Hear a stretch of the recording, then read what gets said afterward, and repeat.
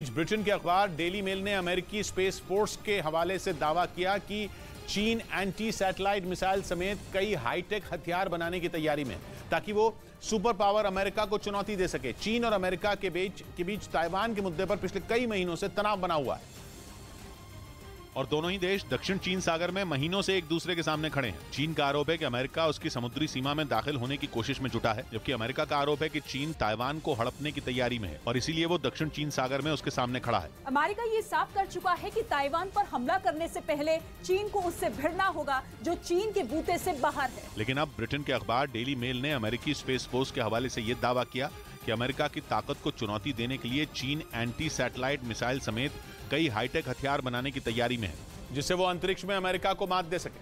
पश्चिमी मीडिया का दावा है कि इस वक्त चीन के पास 347 से ज्यादा सैटेलाइट मौजूद हैं, जिसका इस्तेमाल वो अमेरिका की सेना की जासूसी के लिए कर सकता है।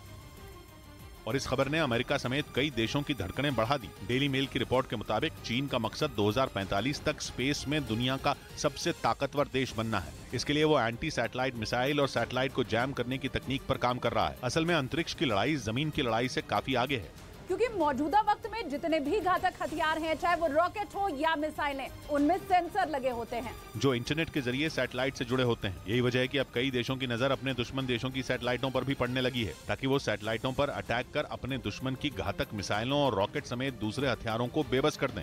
उधर अमेरिका के लॉस एंजलिस में एक आदमी उफनती नदी में फंस गया, जिसे रेस्क्यू टीम ने हेलीकॉप्टर की मदद से बचाया, जिसका एक वीडियो सामने आया जिसमें वो आदमी नदी की तेज धार के बीच फंसा दिखा, जहां पानी की रफ्तार डराने वाली थी। हालांकि उसने हिम्मत नहीं हारी और वो एक दीवार के सहारे खड़ा हो गया। उसके हाथ में एक रस्सी भी थी, लेकिन उसे समझ नहीं आ रहा था कि वो क्या करे। तभी वहां उसे बचाने के लिए फायर डिपार्टमेंट के कर्मचारी हेलीकॉप्टर के साथ पहुंचे और रेस्क्यू ऑपरेशन शुरू किया गया। इस दौरान एक बचाव कर्मी नीचे उतरा और फिर उस आदमी को अपने साथ हेलीकॉप्टर में ले गया, लेकिन काफी देर से ठंडे पानी में रहने की वजह से उसकी तबीयत बिगड़ गई, इसलिए उसे तुरंत अस्पताल में भर्ती कराया गया। हालांकि इस बात की जानकारी नहीं मिल पाई कि वो नदी में कैसे गिरा। इधर दिल्ली पुलिस ने एनटीआरओ यानी नेशनल टेक्निकल रिसर्च ऑर्गेनाइजेशन की परीक्षा का पेपर लीक करने वाले गैंग को पकड़ने का दावा किया। दिल्ली पुलिस की क्राइम ब्रांच ने इस मामले में 5 लोगों को गिरफ्तार कर लिया।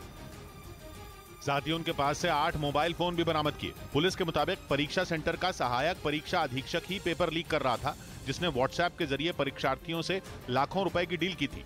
उधर रूस के रस्तोव प्रांत में मौजूद रूस की खुफिया एजेंसी एफएसबी की इमारत में आग लगने के बाद वहां जोरदार धमाके हुए। इसकी गूंज से पूरा इलाका थर्रा उठा। वहां लगी भीषण आग का जो वीडियो सामने आया, उसमें वो इमारत लपटों के बीच घिरी नजर आई। चारों तरफ सिर्फ लपटों का ही कब्जा दिखाई दिया, जबकि उससे तेजी से निकलने वाला काला धुआं पूरे इलाके में फैल गया। रस्तोव प्रांत में मौजूद एफएसबी की इस इमारत में लगी आग को कड़ी मशक्कत के बाद बुझा दिया गया। बताया गया कि इमारत में अंदर रखे गोला बारूद के फटने के बाद आग लगी थी। आग की चपेट में आने से 2 लोग घायल हो गए। गनीमत यह रही कि इतनी भीषण आग लगने के बाद भी किसी की जान नहीं गई।